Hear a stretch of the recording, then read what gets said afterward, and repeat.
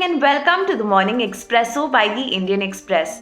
My name is Rahil Philippos and here is today's big story. With the government's expert panel recommending the grant of emergency use authorization, India is just a step away from formally clearing the use of Covaxin for children between the ages of 2 to 18. Globally, the panel's green signal is the first by an expert panel of a national regulator for this age group. So far, India has approved Zydus Cadula's vaccine for children above the age of 12. Now let's dive right into part 9 of the Pandora paper findings.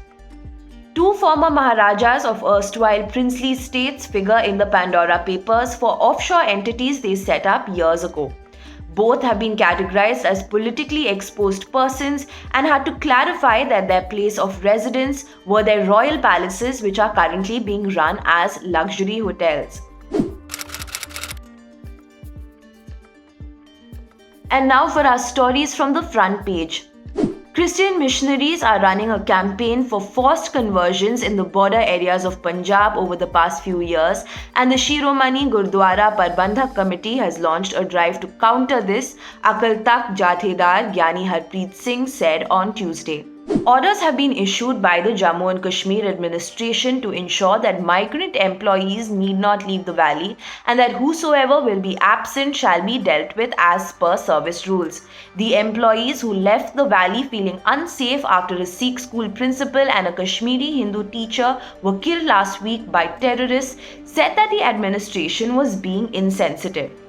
The alleged murder of a factory worker over a few kilograms of stolen cashew nuts has landed a DMK MP in trouble, with the MP and 5 of his aides now under arrest. The MP and the others are accused of allegedly killing the 60-year-old daily wage labourer who was working in the cashew unit owned by the MP in Pandruti. Here are today's must-read stories. While Air India may be returning to its owners, the Tatas, what happens to the extensive art collection built by JRD Tata? Well, it appears it will be remaining with the government. From M.F. Hussain to V.S. Gaitonde, the Maharaja collection includes over 4,000 works by some of India's most legendary artists. Sources in the Ministry of Culture said that the collection will be displayed at the National Gallery of Modern Art in Delhi. Amidst a spate of attacks on civilians in the valley, the militant responsible for the death of a Srinagar street vendor from Bihar was shot dead in an overnight operation. The militant was amongst 5 killed in 2 separate operations in South Kashmir, which began on Monday evening.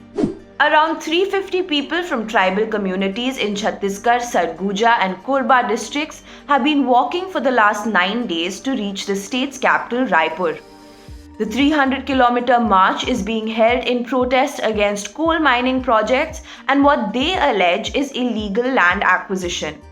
International Monetary Fund MD Kristalina Georgieva is under scrutiny for her role in the alleged rigging of the Ease of Doing Business rankings while she was chief executive there.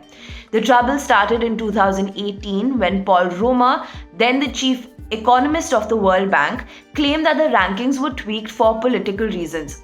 In August 2020, the World Bank suspended the rankings, citing certain data irregularities.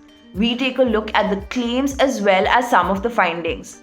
And finally, for 18-year-old athlete Dalip Gavit, who lost his right arm when he was just 4 years old, para-athletic tournaments just aren't challenging enough. And he may have a point.